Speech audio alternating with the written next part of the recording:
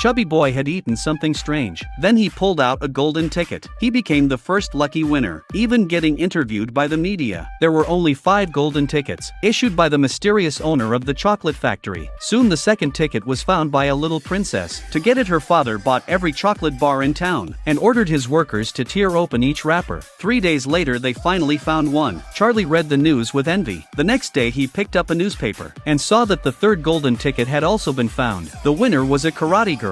Whatever she wanted she had to get. The fourth winner was a genius boy. He calculated the exact location of the ticket. That day Charlie found a $10 bill on the street, so he bought a chocolate bar. When he opened the wrapper, Charlie was completely shocked. He became the 5th lucky winner. The lucky kids were invited to visit the chocolate factory. Amidst everyone's envious eyes, they entered the factory with their families. Suddenly a strange man appeared in front of them. He was none other than Wonka himself. He led them into the factory. It was like a fairyland. All the plants were made of chocolate. The chubby boy was overjoyed at the sight. He grabbed cream and stuffed it into his mouth. He even knelt down and started eating grass, but he slipped and fell into the chocolate river. Just then a pipe came down from above and sucked him up. He became the first to be eliminated. The others continued their tour on a candy boat. Later Wonka showed them a machine, introducing a gum that could be chewed for life. Before he could finish speaking, the girl popped it into her mouth. Seconds later her nose turned purple. Actually it was still a prototype. The color spread rapidly, her body swelled up, and she turned into a giant blueberry. She was eliminated too. Next they entered the nut room. There were trained squirrels inside. Just by tapping the nut, they could tell if it was good or bad. Seeing this, the little princess couldn't hold back. She begged her dad to buy her one. Her father offered a high price, but Wonka refused. Furious, the girl stormed through the fence and approached a squirrel she liked. A squirrel jumped onto her, tapped her head, then leaned in and listened. It realized the head was broken, so the squirrels threw her into the trash chute. Her father panicked and ran after her, and so the little princess was eliminated. Only Charlie and the genius boy remained. They took a glass elevator to the TV room. Inside the room, a group of small people brought in a giant chocolate bar. They placed it on a teleporting platform. Wonka pressed a button, and the chocolate flew into the air. A flash of white light, and the chocolate disappeared. It had been transported into the TV. Charlie reached out and actually pulled the chocolate out of the screen. The genius boy was thrilled. Ignoring his father's warning, he pressed the button and jumped onto the platform. A flash of light later, he was transported into the TV. When he was pulled out, he had turned into a mini version of himself. He too was eliminated.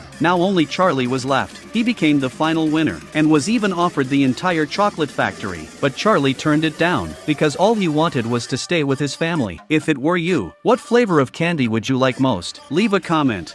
The chubby boy had eaten